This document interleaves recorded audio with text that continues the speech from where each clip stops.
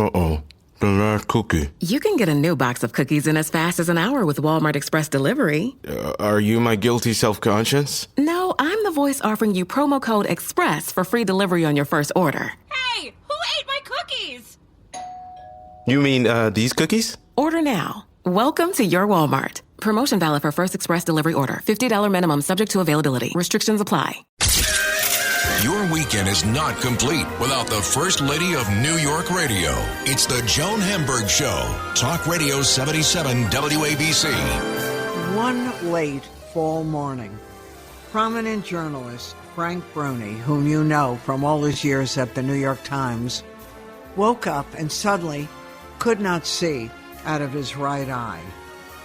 What happened to Frank Bruni, and how did he turn devastation and terror into something very positive? Come join Frank and me straight ahead over WABC. Ryan Reynolds here from Mint Mobile. I don't know if you knew this, but anyone can get the same premium wireless for $15 a month plan that I've been enjoying. It's not just for celebrities. So do like I did and have one of your assistants switch you to Mint Mobile today. I'm told it's super easy to do at mintmobile.com/switch. Upfront payment of $45 for 3-month plan, equivalent to $15 per month required. Intro rate first 3 months only, then full price plan options available. Taxes and fees extra. See full terms at mintmobile.com. The First Lady of New York Radio. This is Joan Eats.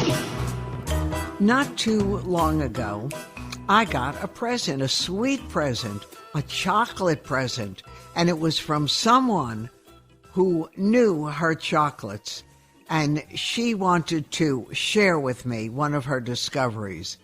Dean, D-E-A-N, apostrophe S, Dean Sweets, out of Portland, Maine. The address 475 FORE 4th Street and 54 Cove Street. Online, deansweets.com, 207-899-3664. And the original was started, the company, by an architect who loves chocolate. And next thing you know, everyone in this part of Maine is talking about these elegant hand-dipped truffles, caramels, buttercream, their sauces, their confections. And interesting, they don't use any nuts or nut products. So if you're buying chocolate or enjoying chocolate and you've got an allergy, a nut allergy, you don't have to worry at all. Their ingredients are incredible. Almost everything is local. The maple syrup is harvested in Madison. The sea salt is from Marshfield. The cream is from a farm in Albion. The butter is from a creamery in Scarsborough, and so on. Beer is from local Portland company, potato chips, spirits, and even coffee from a company in Portland. It's a great gift to send. They come beautifully wrapped, just as, hello, it's spring. Try to be happy and enjoy. And you can do your own custom chocolate assortment. You can have any one of their 30 flavors. I love the salt caramel, and I love the buttercream. And a box of 8 is $19.50, and a box of 16 is $34.50 plus shipping. So if you want a chocolate street for Passover or Easter, think about Jeans. They have chocolate bunnies that are 70% dark chocolate. They have creamy milk chocolate or white. They're individual. They're charming. They can even be made sweeter with ribbons, and they come in 3 sizes: little one for $8.50, a medium for $15.50, and a large, which is a lot. And they have chocolate sheep, chocolate covered chicken, bunny peeps, again very reasonable, $5.50. And for Passover, double dark chocolate covered matzah. You're going to thank me for this. And non-dairy truffles. They ship all across the country. They ship everywhere. So go on to Dean's, DEANS Sweets.com, and you can even call if you want. 207-899-3064. Dean's Sweets. Absolutely yum.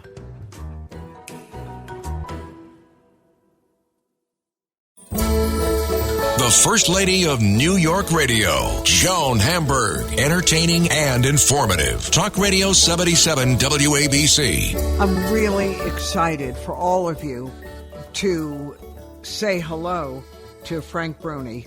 And you know Frank, who has been a very important journalist for more than 3 decades, over 30 years, including most of which was spent at the New York Times.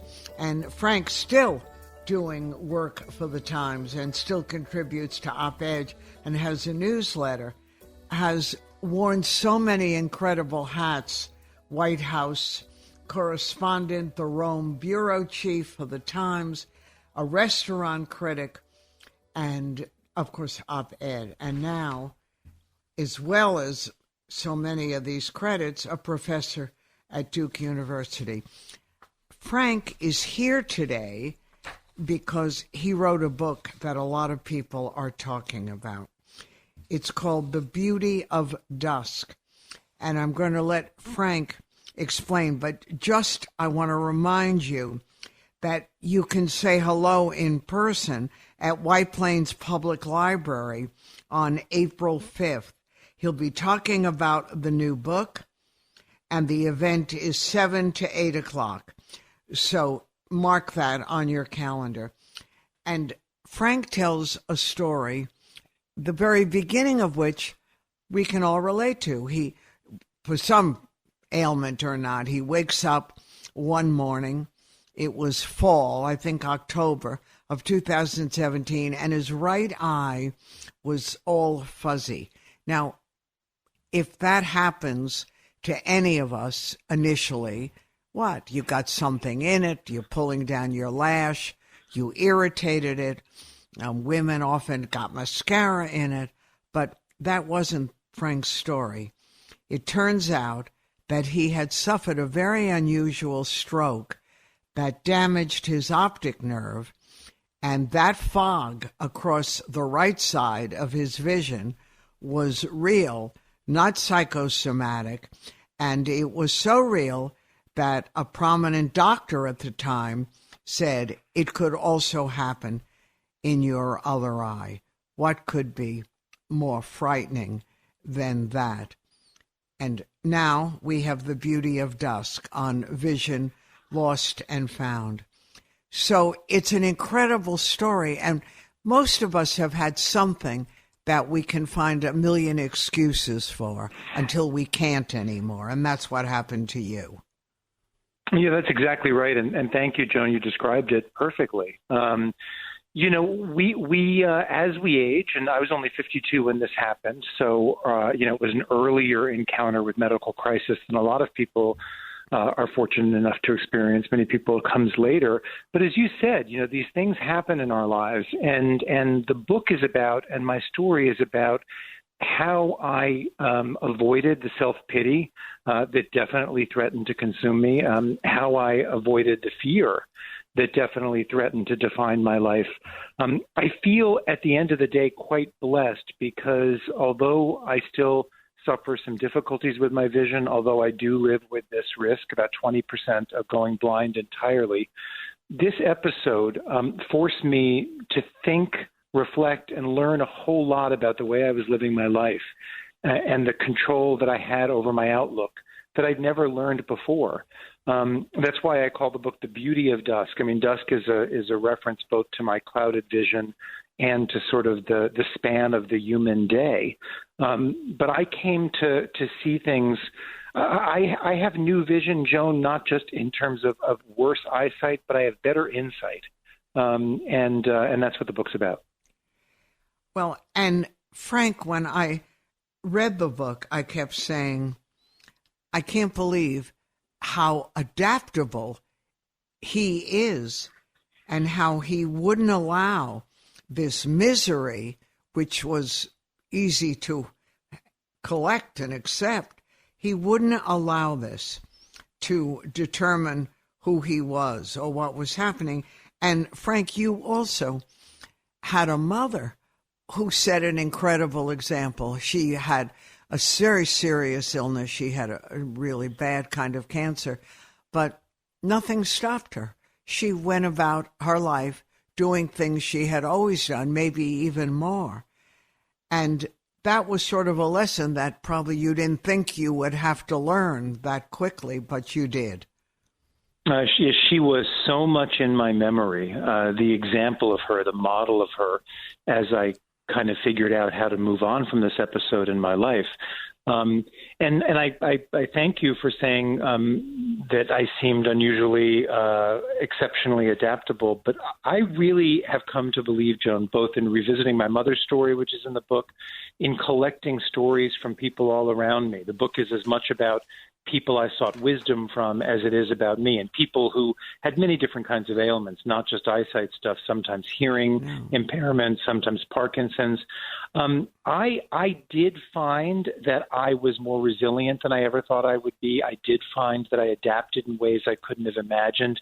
But I also honestly believe through all of it, I'm ordinary. I'm not extraordinary. And what I learned, and my message to people, is you are nimbler as a human being than you have any idea. You just haven't been called upon by circumstances to demonstrate that. You have coping mechanisms and you have strength that you probably don't realize.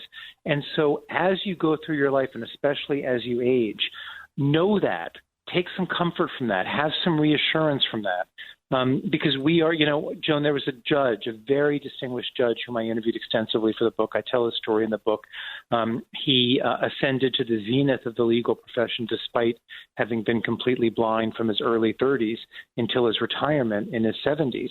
And one evening I walked with him from his chambers 8 blocks to the Washington Metro, which we then took to his home to meet his wife for dinner.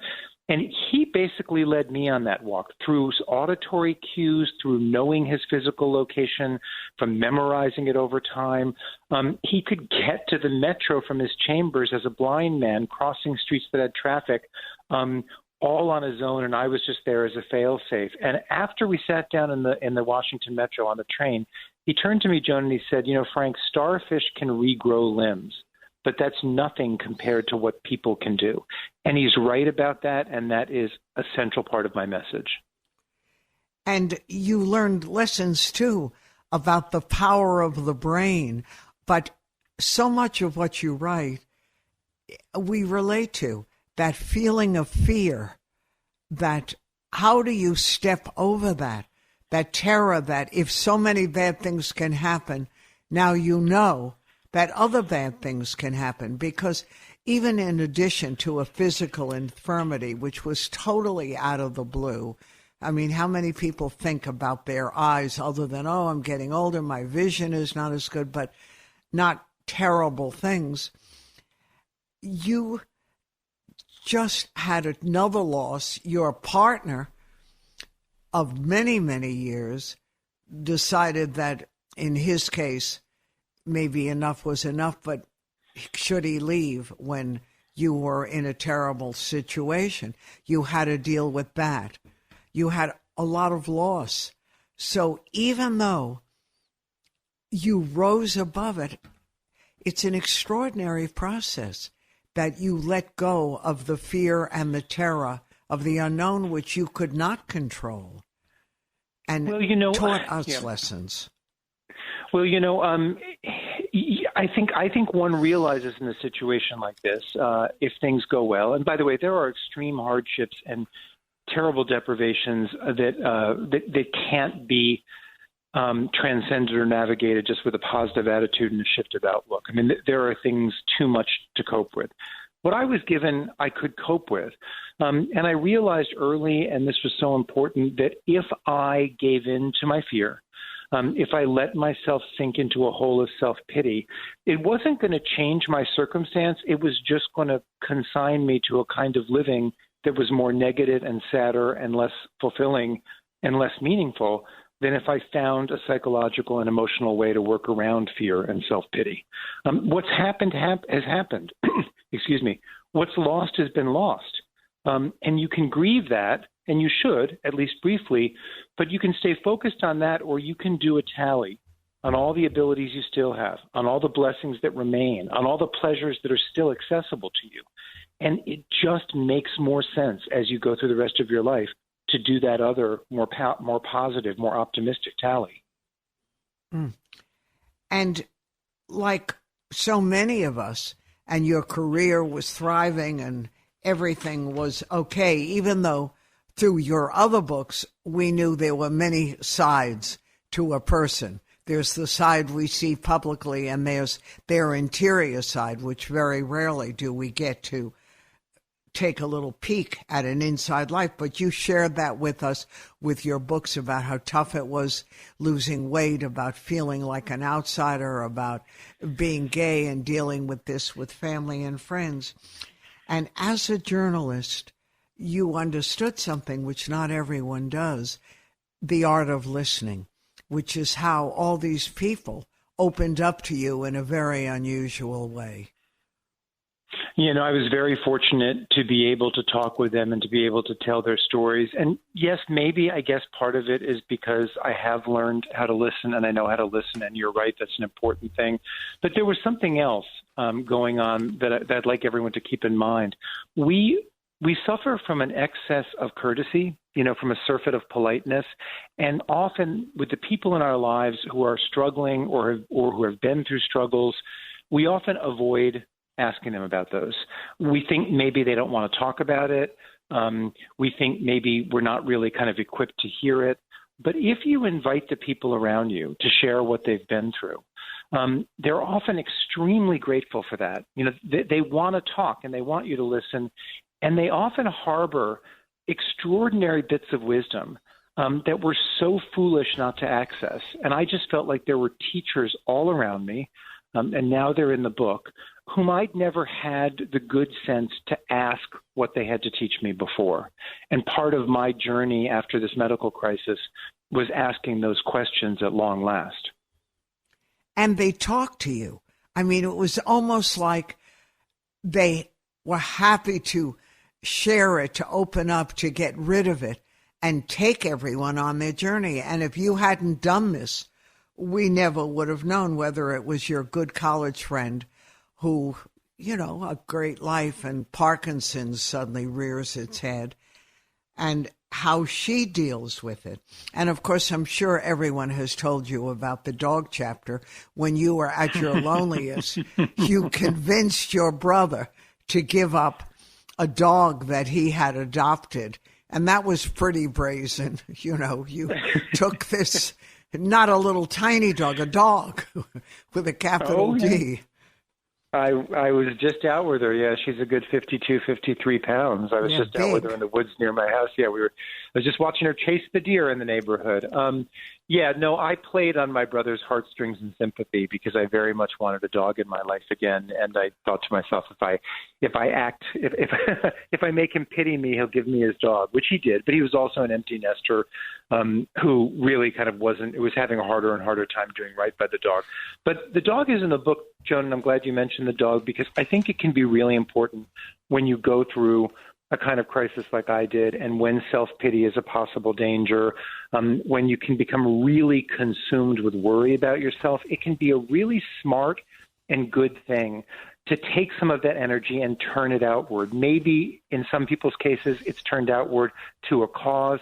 I felt like if I were caring for another being, in this case, my dog Regan, it would redirect a lot of the energy that could be negative energy of dread and worry about my condition. It would redirect that to the generosity of caring about someone, or in this case, some other being. And I think it was a really emotionally wise and healthy thing to do that helped me get through this.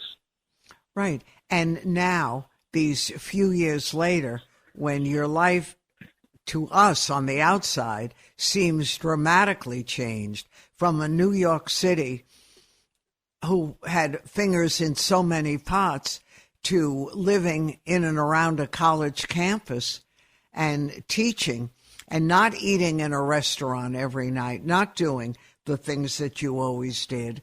Who are you? Do you recognize yourself? Is this new you easy for you to deal with? This new me is a gift from me to me. These were things, slowing down a little bit, trading Manhattan, which I love, but where I'd lived for almost 2 decades, trading it for a place that was different and new and greener and could offer me, steps from my home forest walks. The dog and I just did 5 miles today. These were things I was always interested in doing, and I thought I'm going to do them soon. And I think what I realized after this stroke, which kind of hammered home to me, you don't know what the future holds. You don't know what your abilities will or won't be in the future. I thought anything I'm thinking about doing soon, anything I'm thinking of doing in a couple of years, well, why not do it in a couple of months? Follow your curiosity in the present. Seize the pleasures you're contemplating in real time, because the future, as we've talked about, Joan, is entirely uncertain. But when you had the medical incident, and we can all reach out and touch that fear of the unknown and go with you on that trip. But when you decide to leave everything in your grown-up life that you've been involved in to start a very different kind of life, was there fear in that? Or was the new you, I'm ready, I'm going to embrace it, I'm out of here? The new me was ready, and I was going to embrace it. And it was a measured, calculated, titrated thing. I still, as you mentioned earlier, I still do maintain a fairly strong connection to the New York Times. I'm still writing. Obviously, we're talking about this book. So I did change a lot of the circumstances and certainly a lot of the cosmetics of my life, but I remain a writer. I remain a reader. I remain someone who puts my opinions out in the world. And that through line, that thread of continuity, I think gave me a feeling of safety and a grounding that made the changes that I did make possible. Yeah, and we're very lucky that you took us along with you. And is this life, which is an academic life, but still, I'm sure, very social, does this change the way, again, you see things and think of things? Or is this a moment in a very interesting journey? I would say all of the above. I do feel that stepping away from New York into a purple state, where there are some very interesting and diverse political cross currents, I think that has me looking at some aspects of American life in a new way, and being in the classroom and thinking, what do I want to tell these students about the world? That helps you define and refine for yourself what you think of the world, what you think about the world. And I find myself dwelling in a place of nuance and complexity that sometimes just churning out op-ed columns doesn't really reward. I'm getting to see I'm using an eyesight metaphor here, Joan, but I'm getting to see in shades of gray again. And I think that's appropriate. And I think that's right for me right now. I'm talking to Frank Bruni, The Beauty of Dusk, on Vision, Lost and Found.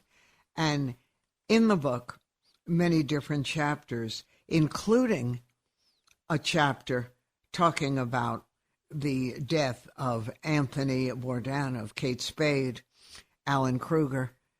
And it's funny because they're pushing a documentary on Anthony.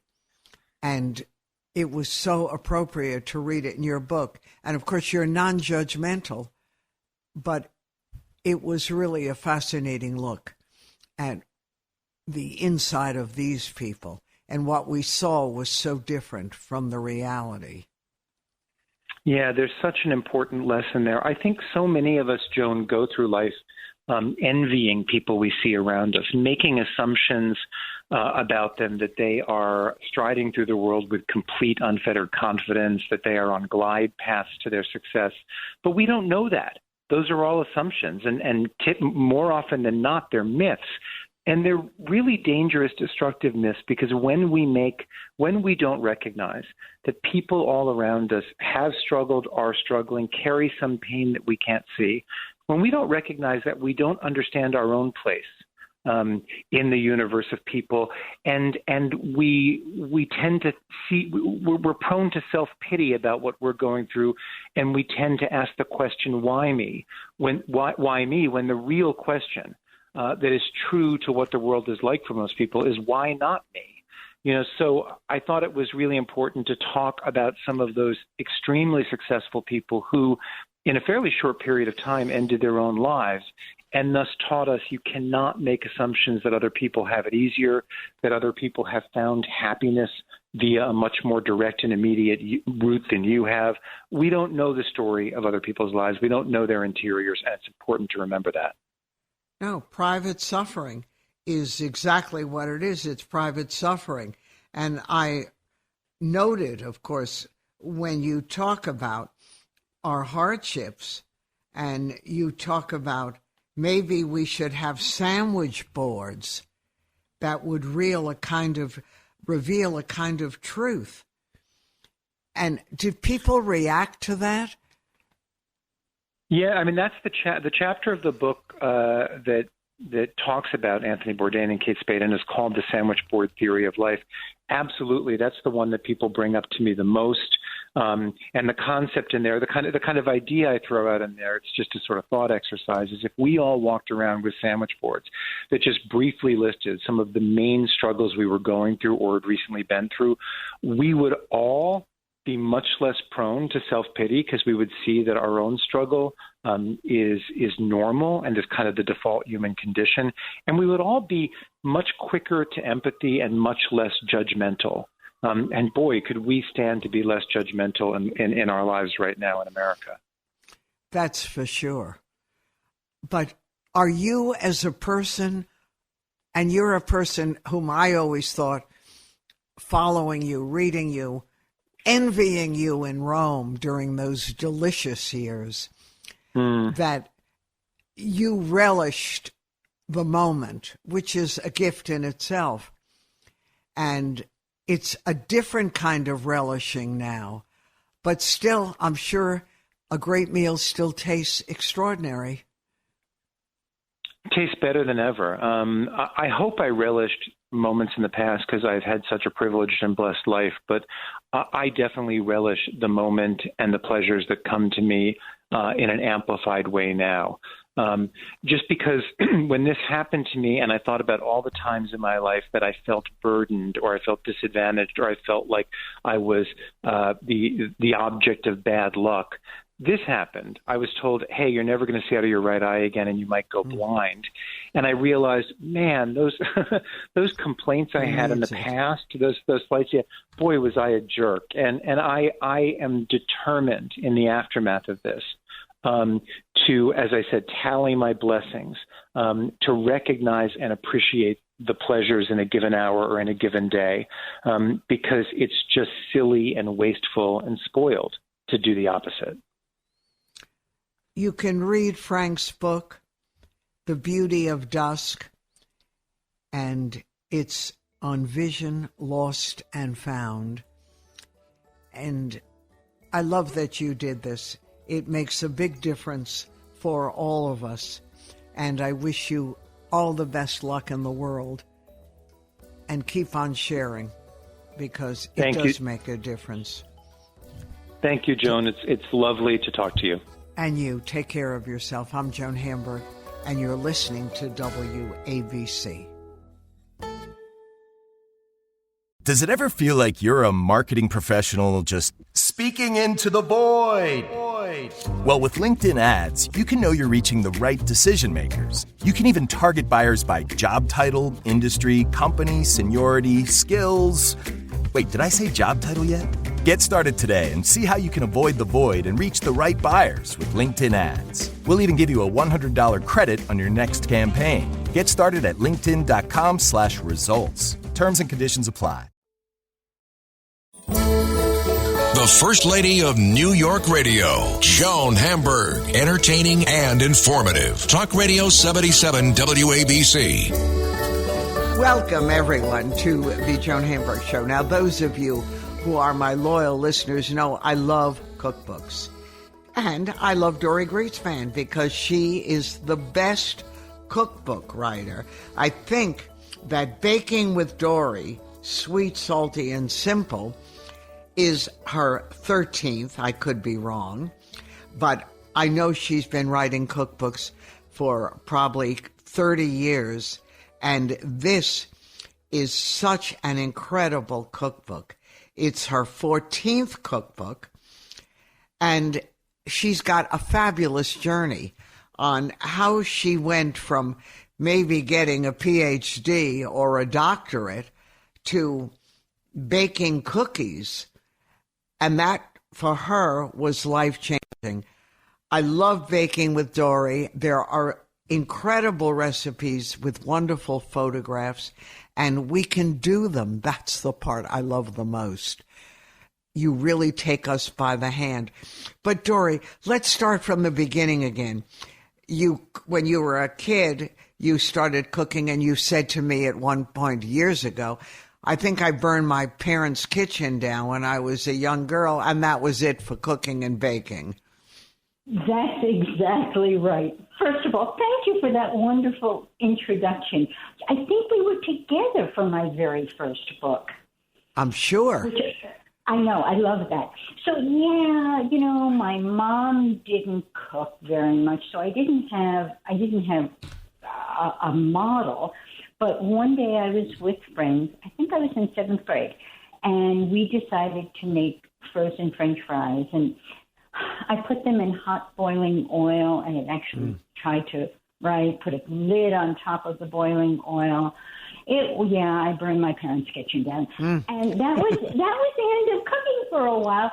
But, I got married when I was 19 years old. And so it wasn't such a long time between not cooking and having. Right, and cooking. And cooking, right. And I discovered I loved cooking and I loved baking. It was such a surprise to me.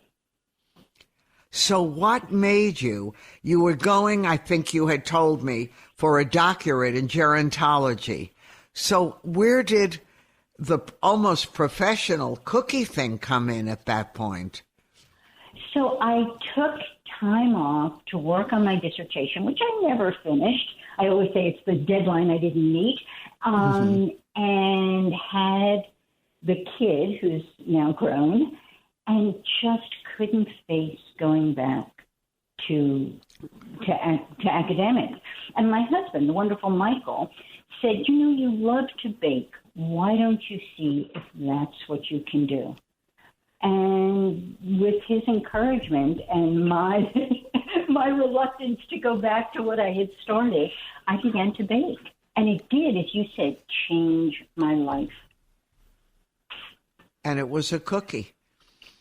And luckily, Dorie, it was a cookie.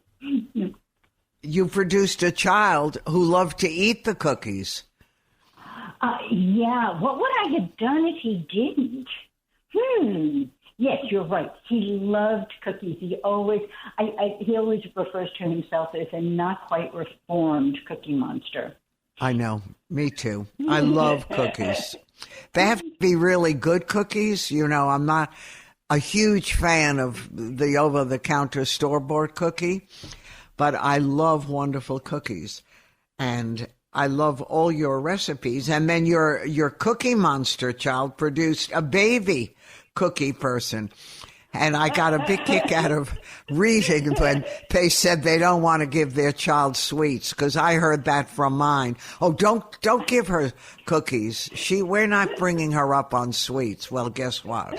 I'm laughing so because, yes, of course, that's what they said. They said, we're waiting for her first birthday. And I got to bake her little cookies for her first, kind of like cookie cakes for her first birthday. And you know what? The baby loves cookies. How could she not? No surprise, right? Exactly. I said I never met sugar, butter, and flour that I didn't think was fantastic, mushed together in some form. But your life started changing a lot. I mean, it's one thing to say, okay, maybe I can do this. It's another thing to win every award that one can win for all your work and all your cookbooks. And did you ever take time and stop and say, no, I'm not going to do this, or it just kept on happening? You know, that's such a funny thing to ask, because when I finished Everyday Dorie, which was published in 2018, it was my 13th book. And I thought, that's it. Baker's Dozen. Nice way to finish cookbook writing. And then it was like minutes after I announced that I was finished that Baking with Dorie started to take shape. Yeah, it's you know, I had the wonderful chance to work with Julia Childs, and she famously said to find something that you're interested in and stay interested in it all your life. And I found food and I found writing, and I consider myself so lucky to have found those two things. And yeah, it's what I wanted to do. And I had this idea for Baking with Dorie, and I said, well, and I thought, I'll just see how it feels to go back. And it felt so good. It's the work I love to do. But amazing that this book, Baking with Dorie, has 150 recipes, but they're new. They're your new favorites. I know. But that's what's so exciting about food, I think. Once you start working with ingredients, you just get new ideas. You think, okay, I can make this pie, and then you look around and you say, what if I added peaches to this instead of the apples that I wanted to use? Or what if, here's some sumac. What would that be like in a lemon cake? And the ingredients are just so exciting, and the ideas for putting them together. I feel like there's always something new in food. Well, but what you're saying is true, and you managed to do it. I always look when I read cookbooks or baking books for chocolate chip cookies, because to me that's a test. You know, is there anything new? Is it the same recipe time and time again? Maybe a little more salt, a different kind of chocolate. But then I looked at your chocolate chip cookies, and they are different. I haven't baked them yet, but I thought today might be a good day. Well, I would say to you, any day is a good day. For chocolate chip. For chocolate chip cookies, any day is good. But it's, again, you know, I think, and this must be true in many, many fields, but I feel like the more you think about one single subject, the broader it gets. So you start, because you're concentrating on it, and so you get new ideas. And with chocolate chip cookies, I started to think, what if I rolled them out? So there is the one big break apart chipper. And I took the dough and rolled it out all kind of higgledy-piggledy and baked it flat. So you have one big cookie that you can reach into and just break off chunks and nibble. And because the thickness has changed, the texture changes. The way you eat it, the way you feel about it when you eat it changes. It's so much fun to take one form and start playing with it. And it works all the time. But it works. And the book is divided into categories: breakfast, cookies, cakes, little pastries, basics. It has everything. Hot fudge sauce that looks fantastic. But Dorie even has, which I thought, how is she going to do this? A clam chowder pie. Now, what made you? Where did that come from? You know, it's so. We were having clam chowder for dinner, and I looked at the soup and thought, I could make a pie out of this. And it was so much fun to take the ingredients and rework them to make this pie. And then I thought, my husband adores oysterettes, those little crackers that go on top of clam chowder, of course. And when I put the oysterettes on top of the pie and baked them, I just love with it. It was so much fun to have all the flavors of clam chowder and to have those adorable little oysterettes on top. It was. I still get excited. So when I work on something and it comes out right, Michael says he can hear me say yes in the kitchen. After all these years and all these recipes, it's still exciting. Is Michael a big sweet eater? Does he love cookies, cakes? He loves, yes, but Joan, he's fussy, and he has favorites, and so I'll always be trying to make something new, and he'll be saying things like, you know that corn top coffee cake that you made? Don't you want to make it again? Right. Or that salted caramel pie. Yeah, he's got favorites. It's interesting. I grew up where my mom made a chocolate marble cake every week for the weekend. We're a big family, and there was always homemade everything.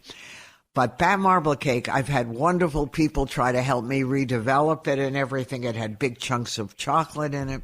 And then baking with Dorie, you have, and I circled it, a coconut milk chocolate marble cake. Yes. And a lot of marble cakes, the cake part, the yellow or the white, is dry. But this recipe, because of the coconut milk, looks quite spectacular. I love this recipe. It will not taste like your mother's. You know that. Of course. But it is. But in some ways, it's because it's so hard to recreate the flavors that we remember from childhood. Because I think we remember the moments as much as we remember the flavors, and those are unrecapturable. So it's sometimes nice to have something that might remind you of the original, but you know it's going to be very different.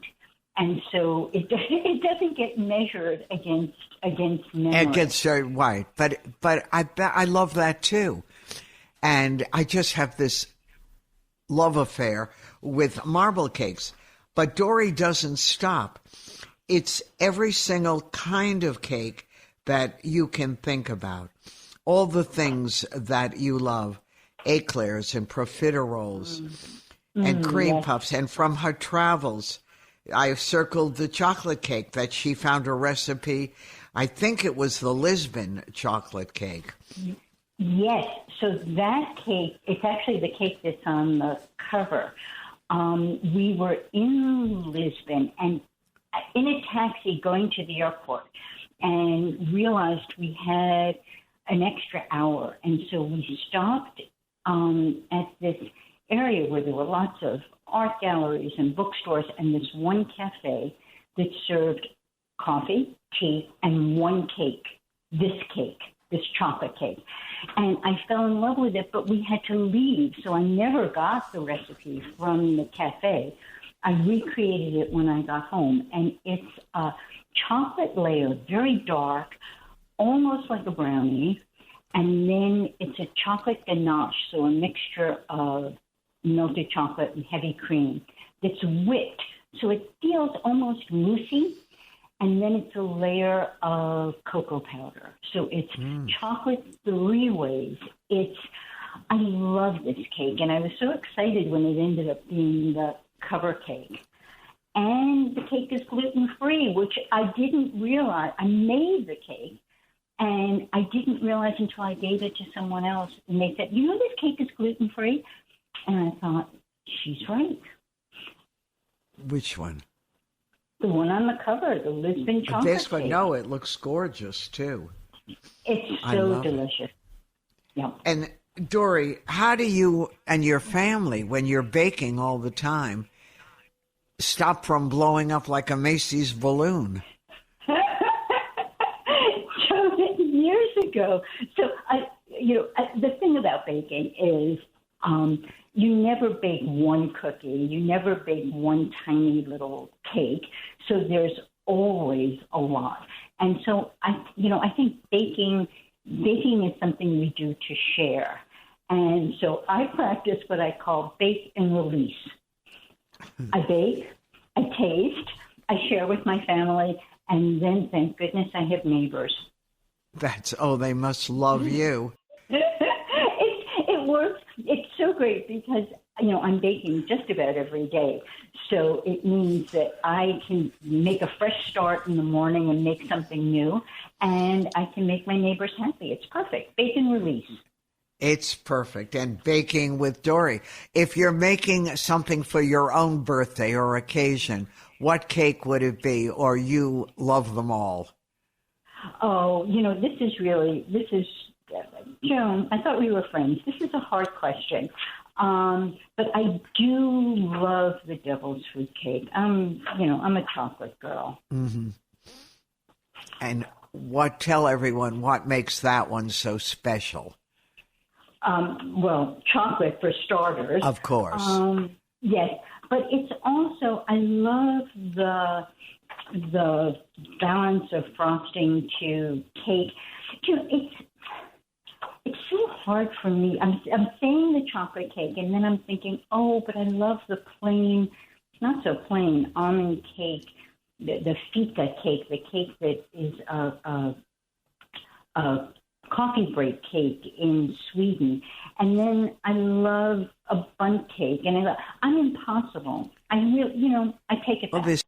But they're all good. I don't have a favorite.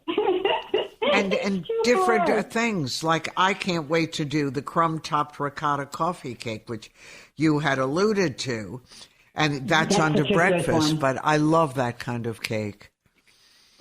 I love, crumbs, or I think I put crumbs on anything. I put crumbs, actually, so that's a sweet cake, and it has berries and that wonderful crumble top.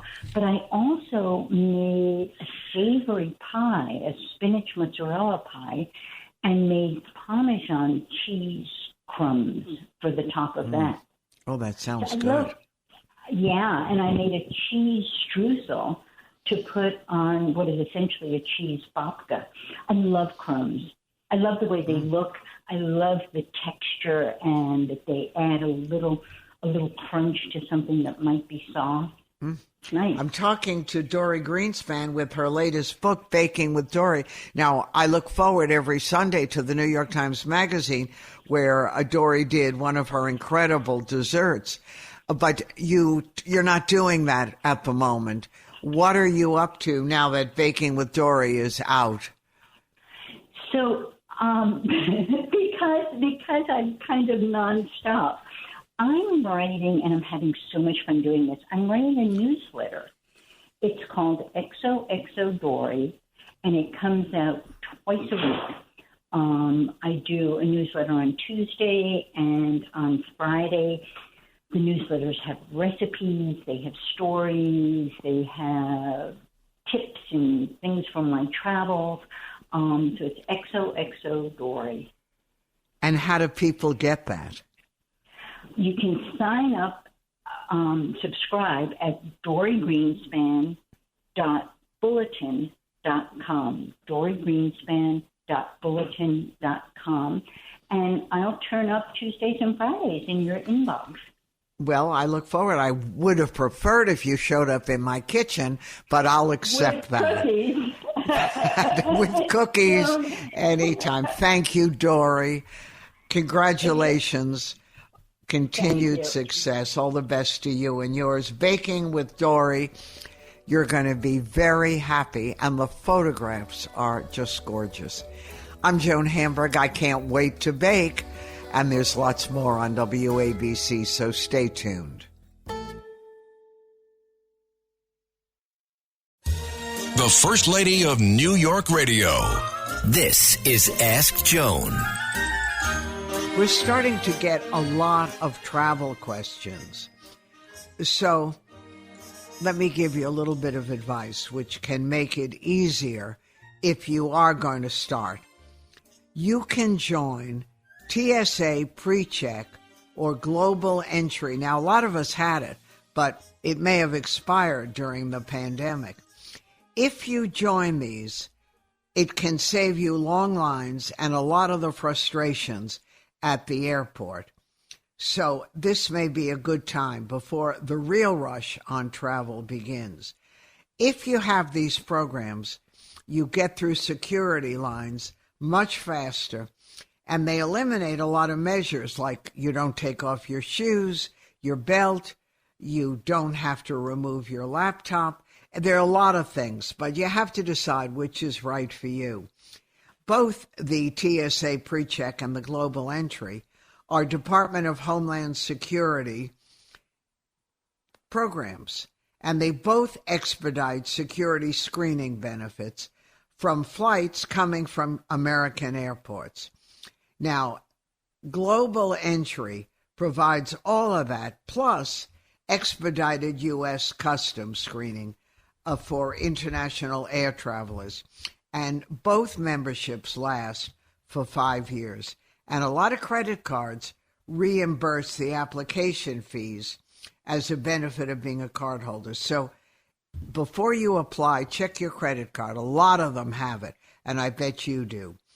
TSA PreCheck is the best option if you're only going to travel domestically and maybe you don't have a current passport. It's run by the U.S. Transportation Security Administration, and it does save time. In research they did, we checked their website, passengers waited less than 5 minutes. It's $85 to apply, and it's easier than Global Entry. You can walk in or apply online. So for TSA PreCheck, go to tsa.gov/PreCheck. tsa.gov/PreCheck. Online, you can submit an application in 5 minutes or schedule an appointment with any of over 400 TSA PreCheck centers. A lot of the airports have it, okay? And they make flying in America much easier. But if you're going to plan even one international trip, Global Entry might be a better choice for you. But you have to decide if the extra security checks and the benefits or the hassles of applying for Global Entry is worth it. All the benefits of PreCheck and faster customs screening for international travelers arriving at any of our airports. So I'm going to leave it up to you. Go online to cbp.gov and follow all the prompts on the homepage to Global Entry. And then you say, what is it that I really need? Sometimes appointments are difficult to find near you, so you may have to book it months away or go to a location, even in the airport, or that may be far from your home. They're both good things to have. It's just personally what you're doing. Now, I'm not ready to go anywhere internationally yet. I still have my doubts about everything, and like so many of you, I'm watching and waiting. But be prepared, make life easy, and check them out. And now you're going to make life fun because you're going to be able to listen for the rest of the day, too, to all the great programs right here on WABC. We are coming up to 3 o'clock. And don't forget, we do this program every Sunday starting at 2. So thanks so much for being a part of it and for sharing. I'm Joan Hamburg, and you're listening to WABC.